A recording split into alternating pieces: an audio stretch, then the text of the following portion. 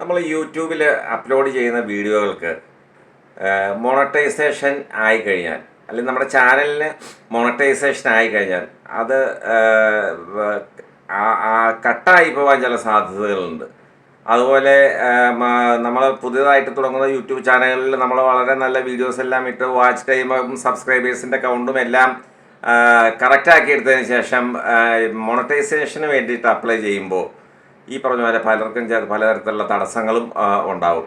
അതിനകത്ത് പ്രധാനമായിട്ടുള്ള ഒരു കാര്യം എന്താണെന്ന് വെച്ച് കഴിഞ്ഞാൽ, നമ്മൾ റിപ്പീറ്റ് ചെയ്ത് വരുന്ന കണ്ടൻറ്റുകൾ വളരെയധികം ശ്രദ്ധിക്കണം. അത് അങ്ങനെ നമ്മുടെ ചാനലിലുണ്ടെങ്കിൽ ഒരു മോണറ്റൈസേഷൻ എന്ന് പറഞ്ഞത് നടക്കില്ല.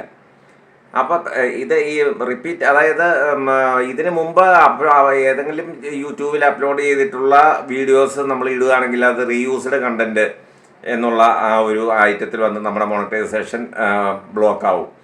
പിന്നീട് അബദ്ധത്തിൽ ചിലപ്പോൾ ഒരുപക്ഷെ നമുക്ക് തന്നെ നമ്മൾ അപ്ലോഡ് ചെയ്യുന്നൊരു വീഡിയോ നെറ്റിൻ്റെ തകരാറ് മൂലം അങ്ങനെ അപ്ലോഡ് ചെയ്തിട്ടില്ല, അപ്ലോഡ് ആയിട്ടില്ല, അപ്ലോഡിങ് എന്ന് പറഞ്ഞിട്ട് വളരെയധികം സമയം കാണിക്കുന്നു എന്നൊക്കെ വരുമ്പോൾ നമ്മൾ എന്ത് ചെയ്യുന്നു വെച്ചാൽ സ്വാഭാവിക രണ്ടാമത് വീണ്ടും ആ വീഡിയോ തന്നെ ഒന്നുകൂടെ അപ്ലോഡ് ചെയ്യും.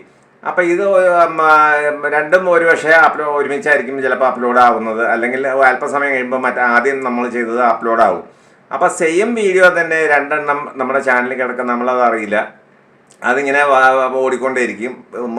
വാച്ച് ടൈമും സബ്സ്ക്രൈബേഴ്സിൻ്റെ കൗണ്ടും എല്ലാം റെഡി ആയി കഴിഞ്ഞാൽ നമ്മൾ ഈ മോണറ്റൈസേഷന് അപ്ലൈ ചെയ്യുമ്പോൾ ഈ ഒരു റീസൺ പറഞ്ഞുകൊണ്ട് നമ്മുടെ മോണറ്റൈസേഷൻ നടക്കില്ല.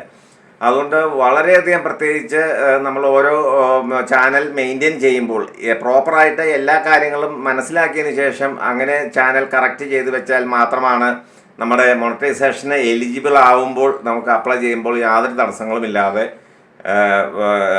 നമുക്ക് മോണറ്റൈസേഷൻ എനേബിൾ ആവുകയുള്ളൂ. അപ്പോൾ ഈ ഒരു കാര്യം പ്രത്യേകം ശ്രദ്ധിക്കണം. നമ്മുടെ ഈ റീയൂസ്ഡ് കണ്ടൻറ്റുകൾ ഒരു കാരണവശാലും ഉപയോഗിക്കരുത്.